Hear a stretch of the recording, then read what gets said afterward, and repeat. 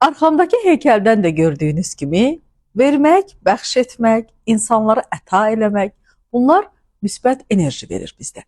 Amma biz düşünürük ki, alsaq, qəbul eləsək, mənimki olsa, mənim olsa, mən daha çox güclənəcəm. Ona görə də bütün düşüncəmizi mən mərkəzli, almaq, vermək, bax bu mərkəzdə etmişik. Amma dünyanın ən qədim sənəti nədir? Al, ver. Düzgün qayda nə vaxt olur?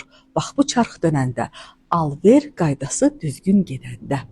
Dünyanın ən qədim sənəti də nahaq yerə al-ver deyil. Hətta dünya özü mübadilə nəzəriyyəsinin üzərində dayanır.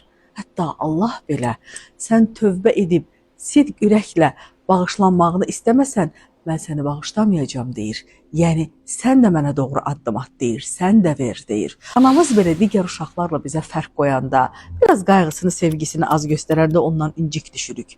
Deməli, bu müqəddəslik anlamını belə dağıdır. Ona görə də biz al, ver, yəni ünsiyyət qur, danış, qarşındakı insanın könlünü xoş et, ona aydın şəkildə çat. Bax, bütün bunların hamısı nitqin, danışığın üzərində dayanır. Hətta qədim diplomatiya sənətinin kökü də danışıq, danışıqlar, müzakirələr bunun üzərindədir. Düzgün danışmaq özü bir sənətdir, hətta incə sənətdir.